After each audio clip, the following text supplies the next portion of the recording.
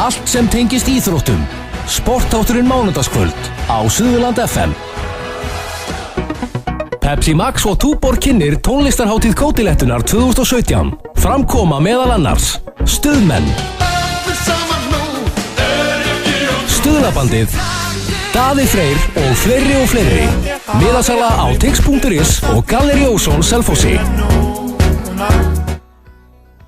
Já, sportátturinn með ykkur hérna á þessu mánudagskvöldi og já, eins og ég sagði, líkt og ég sagði áðan, þá ætlum við að fara í NBA-deildina. Það veisla framöndan sem hefst núna á miðvikudaginn og búið að vera heldur betur veisla upp á síðkastið. Það eru sömu lið og í fyrra sem munum mætast í úrslitum, Cleveland og Golden State, og línuna komin hann Baldur Beck sem að færir okkur NBA-körfuboltan heim í stofu, eða réttara sagt náttúrulega 365, heill og sæll félagi. Kondur, sæll og blessaður. Já, þú ert náttúrulega, kannski, já, þú lýsir það ekki og svona fyrir okkur. Jú, ég ætla að gera þá. Ég verð því meður að byrja að leiðrétta þetta pínlítið. Það er á 50-daginn sem við byrjum. 50-daginn, já, alveg rétt. Já. Manni hlakka bara svo til að fá útborga, sko. já, þó það nú væri. Já. Þannig að, já, veislan hefst sem þetta á 50-daginn. Hún gerir það. Og leikur 1 er klukkan 1. Já. Og þetta eru, það er að falla stór orðum þetta einvígi fyrir vestanhaf. Menn eru þegar byrjaður að spá því að þetta verði, já, þeir náttúrulega segja okkur alltaf hverju ári að þessi bestu áhorfendatölur og eitthvað svoleiðis, áhorfstölur segi. En ég held að verði öll svoleiðis með slegin núna. Já, nákvæmlega. Það er gjarnan þannig þegar að liðir að mætast aftur og nú ég held að þetta sé í fyrsta skipti sem að tvö lið mætast þrisvar í röð í úrslitum og það er náttúrulega tilhneiging hjá mönnum að svona íkja svolítið og hæpa svolítið og svona tala þessi einvíu upp, sko, en það er ekki erfitt að þessu sinni. Það er, ég held að mér sé óhætt að segja það að hafi aldrei verið annar eins stjörnufans í lokaúrslita einvíu eins og er núna hjá okkur. Og hvað erum við þá að tala um? Að það eru allir heilir eða? Nokkurn veginn, já. Allir mikilvægastu menn eru heilir, merkilega nokk. Eins og meiðsli eru búin að fara, hafa átt til að fara illa með lið, sérstaklega svona undanfarin ár, hafa haft áhrif á lið sem að ætluðu þessu stóra hluti, bara til dæmis eins og San Antonio núna. En það er svona, það er mál manna og kvenna að úrslitakeppnin í ár hafi verið frekar slök og það er þarf ekki að fara inn en að grafgötu með það. Hún var bara léleg úrslitakeppnin í ár fram að þessu.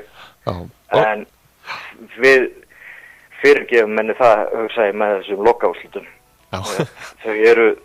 Þau eru sko bara, maður telur bara upp sko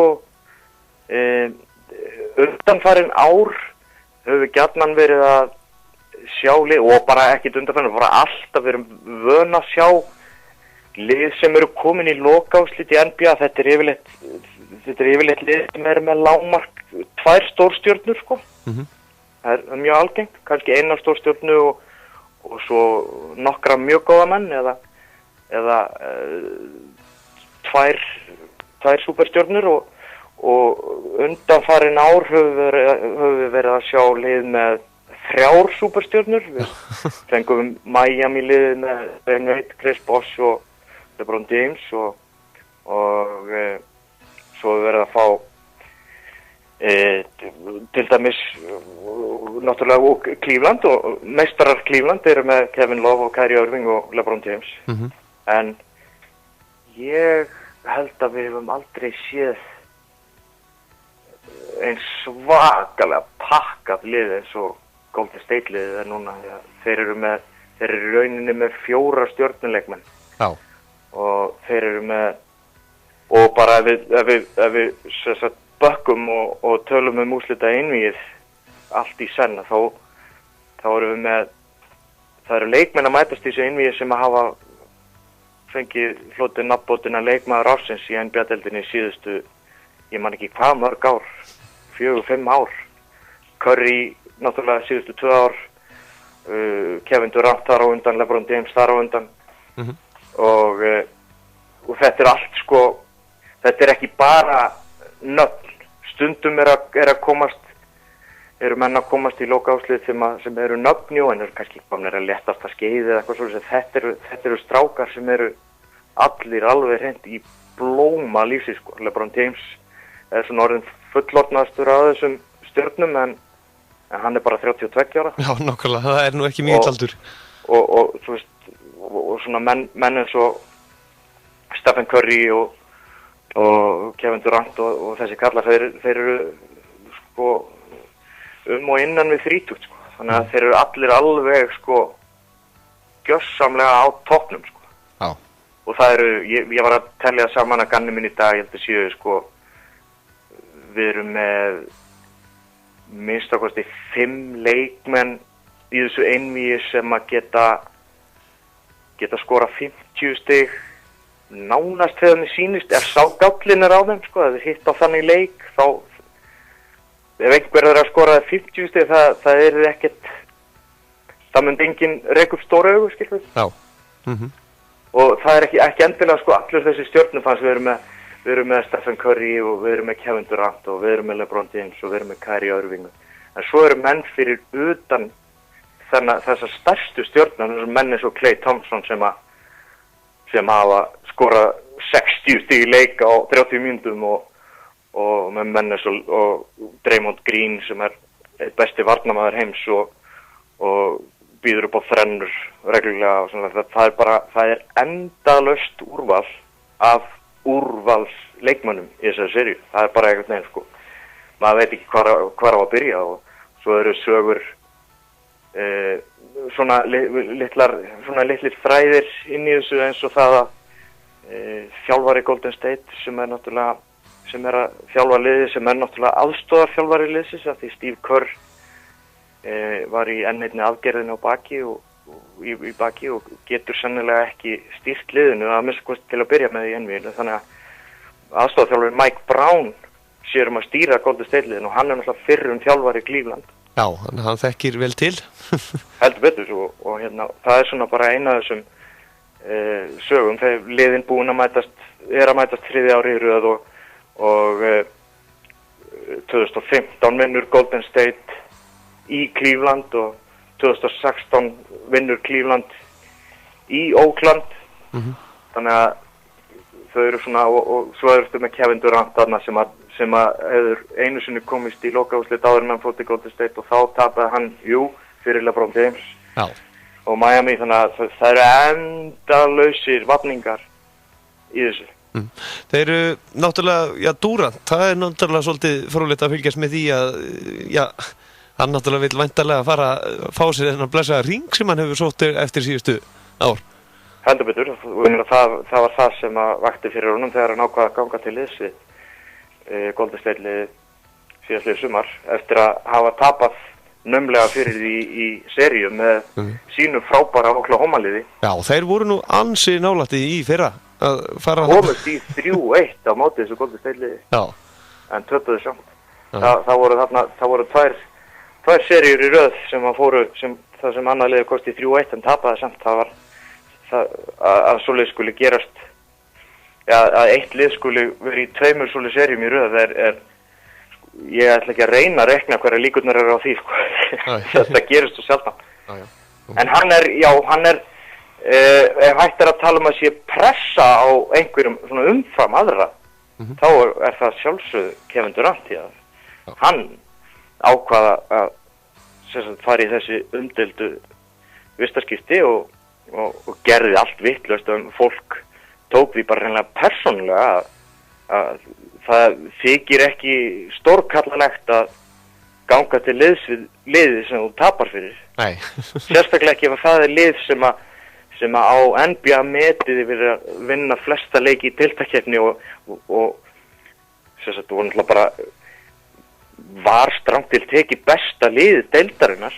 Þannig að Golden State ef að meiðsli hefði ekki komið til og bannið sem að og leikurinn sem að Draymond Green, leikilmaður liðsins í vörn, misti af út af leikbanni síðasta sumar, þá held ég að flestir séu sammála það að Golden State liðið hefði unnið þennan titil í fyrra. En hvað er að tala en það, sko, þannig að, sérst, og svo tekur Kevin Durant sem er búinn að vera í verstafalli annar eða þriðji besti körfuboltamaður í heimi og hendir honum í þetta lið til viðbótar. Það er bara svo rosalegt að það á sér engin fordæmi í sögu deildarinnar. En það er náttúrulega búið að þessar líkingar LeBron James og Michael Jordan og svoleiðis, þetta ekki þessi LeBron James, það er ekki tækt að hvernig þetta kemur út hjá honum, hvernig hann mæti til leiks? Ertu að meina hvernig hann mæti til leiks í þessa seríu? Já, er hann ekki alltaf góður bara þessi leikmaður? Hann er alveg ofboðslega góður og það er eðlilegt að LeBron James eðlilegt að þessar það hafi farið í gang aftur daginn að fólk byrja líkjónum eða bera hann saman við Jordan út af því hann var nú að fara upp fyrir Jordan á stigalistanum og verða stigahæsti leikmaður NBA sögunar í úrslitakeppni. Það bera þessa tvo saman er að bera saman epli og appelsínur. Þetta er ekki, þeir eru báðir ávextir en eru gríðarlega ólíkir leikmenn. Það munar ekki nema 5 cm á þeim í hæð en þeir á mörguleiti gæti ekki verið mikið ólíkari sóknarleikmenn. Nei, en hann er að fara í NBA Finals hvað í 8. skiptið? 8. skiptið ferðlun, þar af 7. árið í röð. Sem er náttúrulega bara, það er bara gjörsamlega ótrúlegt. Þannig að hann veit alveg hvernig á að syngja í þessu? Heldur betur og svona, ég heyrði áhugaverðan punkt, sko, maður er búin að vera að hlusta mikið á hlaðvörp og viðtöl og svona fyrir þetta. Það er áhugaverið punktur, sko, sem ég heyrði mann benda og ég er alveg sammála að þetta er í fyrsta skipti sem að LeBron James fer inn í lokaúrslit svona tæknilega séð ekki með neina svakalega pressu á sér. Nei. Því hann er búinn að ná í þennan blessaða titil, hann er komið með meistarahring og meistarahring A og hann er búinn að fara heim til Cleveland og skila titlinum sem hann lofaði. Og núna er hann og Cleveland liðið hans bara litla liðið með stóru elli í þessu einvígi. Og það búast ekkert rosalega margir við því að Cleveland vinni, þannig að ég held að verði svolítið áhugavert að sjá spilamennsku LeBron James svona þegar hann, þetta er alltaf pressa á honum að ná árangri, ég segi það ekki, og hann setur gríðarlega pressa sjálfan sig því að hann hefur alveg viðurkennt það að hann er að elta Michael Jordan, hann er að reyna að vinna eins marga titla á Michael Jordan á ferlinu. Og eins og hann talar að hann sé að eltast við draug í rauninni, en ég meina, hvernig á hann að keppa við annan? Það er engin annar til að, hann er orðin það góður og hann er komin að mínum mati mjög hátt á listan yfir bestu körfuboltamenn allra tíma, þó hann sé ennþá að spila, þó hann sé ennþá að gera ótrúlega hluti, sko. Ég meina, það má færa rök fyrir því að úrslitakeppnin hjá honum í ár sé eins og besta, ef ekki svo besta á ferlunum hjá honum. En já, það er reynd að segja hérna, þetta væri eins og sofandi björn sem mætir svo bara í úrslitakeppnina. Já, ég meina, hann, sko, það er enginn sem að horfa á þetta lokaúrslitaðin fyrir árið síðan búin að gleyma því hvernig hann spilaði í síðustu 3 leikjum. Það var einhver ótrúlegasta frammistaða sem að maður hefði séð. Það er svona einu svona, maður hefur ekki séð einn leikmann taka hressilega til í lokaúrslitum síðan bara Michael Jordan þegar hann var upp á sitt besta og kannski Shaquille O'Neal hérna aldamótin. Það er svona tvö nöfn sem dettur í hug sko. Það sem að einn leikmaður bara tekur þetta bara í sínar hendur og bara klárar málið sko. En hvaða, svona viðuregnir, það er náttúrulega menn að dekka á hvern annan, hvað er svona áhugavert að fylgjast með í þessum úrslitum? Það er náttúrulega allt áhugavert í þessa viðuregn. Algjörlega. En svona, hvað eru menn að tala svona úti sem verður svona mest spennandi að fylgjast með?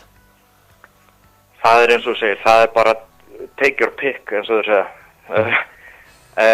Það sem að menn hafa mestar áhyggjur af fyrir hönd Cleveland-liðsins er það hvernig þeir ætla að láta það ganga upp sko að hérna áður en að Kevin Durant kom til Golden State strax þá voru menn á því að það væri bara nánast, það væri bara starffræðilega næstum því ómögulegt að stoppa þetta lið því að ef þú næðir að halda aftur af Curry að þá var Klay Thompson opinn og ef þú dekkaði þá passaði þá nógu vel þá fór Draymond Green með boltan í höndunum að gera einhverja kunstir og það er náttúrulega bara sko einn þáttur af mörgum sem gerir þetta lið svona ótrúlegt að þeir eru með kraftframherja sem að spila eins og leikstjórnandi og í Kevin Durant eru þeir með minni framherja sem að getur spilað eins og leikstjórnandi líka sko. Og þeir geta allir farið í það er alveg sama hvort það er Curry eða Kevin Durant eða Draymond Green, þeir geta allir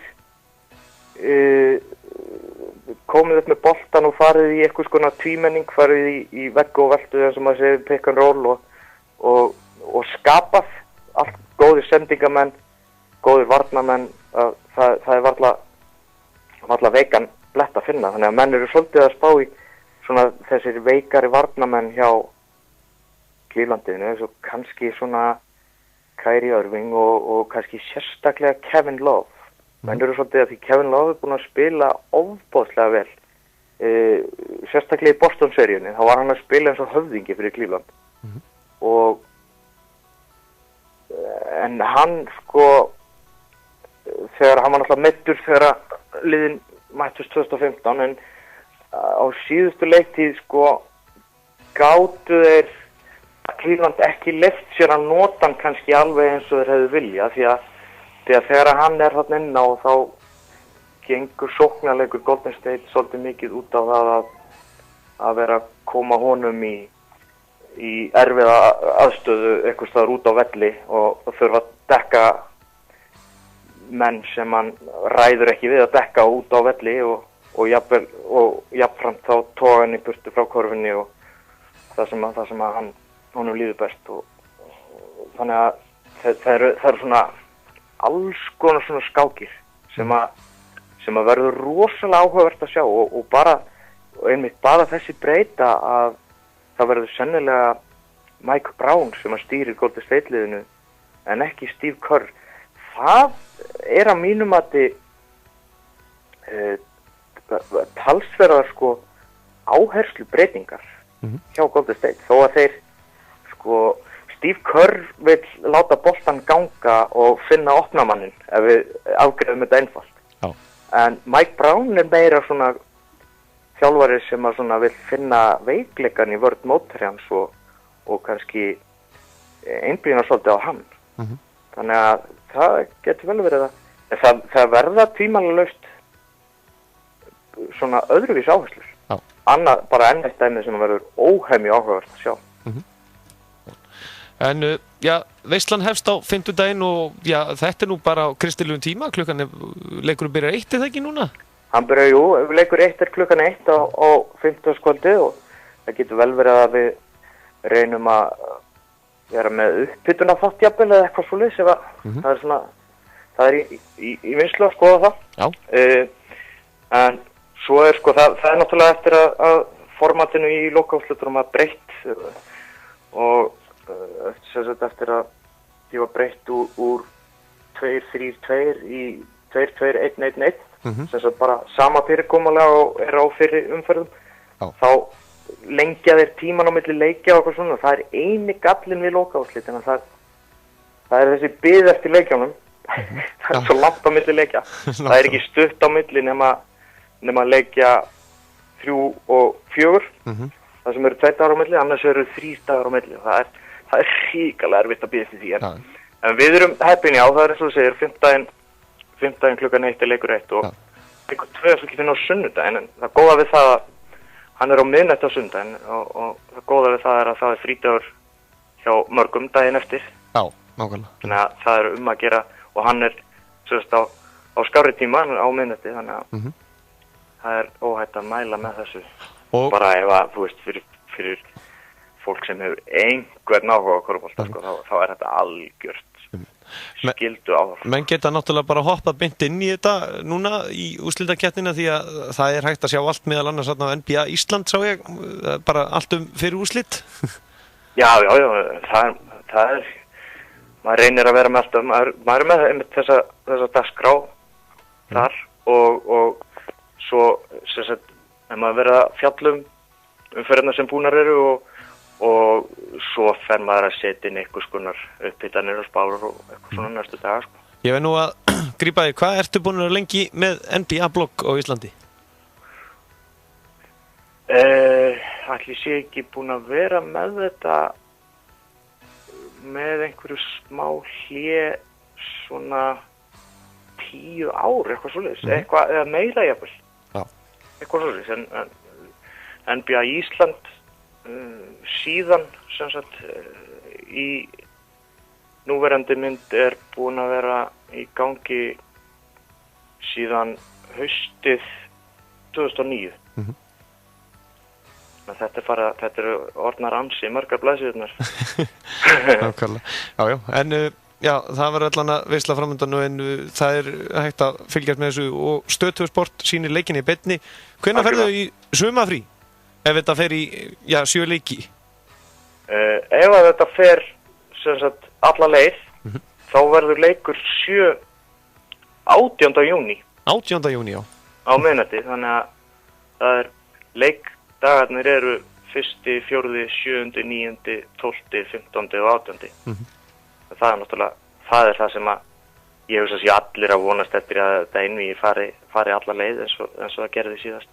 Þetta er náttúrulega ótrúlegir íþróttamenn. Hvað er þetta? 82 leikir á leiktíðinu, svo hefst úrslitakeppnin og svo er þetta ekkit þessi albestu. Þeir eru líka með landsliðu sínum og svona. Já, og taka 10 leikja undirbúningstímabil og það er alveg óguðlegt álag á þessum mönnum, sko. Þetta er ómannúðlegt. Algjörlega, sko. Já, náttúrulega. Baldur Beck, þakka kærlega fyrir að gefa okkur tíma og já, það verður gaman að fylgjast með veislinni með ykkur. Takk kærlega fyrir þetta. Heldur betur, þakka kærlega sömuleiðis. Blessaður. Já, veislan hefst á 5. og þið getið farið á stöð2.is og sé meðal annars hvaða leikir eru framöndan í beinni og þetta verður alvöru úrslita einvígi. Annars er líka, Facebook-grúpa allt NBA-deildina. Það er NBA-spjallið, Where Amazing Happens. Svo er það sjálfsögðu, NBA Ísland blogg síðan og Karvan.is sem er alveg með puttan á púlsunum í NBA-deildinni. Hældi nú, við förum að eina skams yfir, svona stöðumála í leikjum kvöldsins. FH, það er í Pepsi-deild kvenna núna. Staðan er þannig að FH eru 3-1 yfir gegn Grindavík, Valur 3-0 yfir gegn Haugum og í 4. deild karla eru staðan í leikjum kvöldsins FH 0-0 og það er 40 mínútur liðnar að leikjunum og hinum í Pepsi-deildinni 70 mínútur.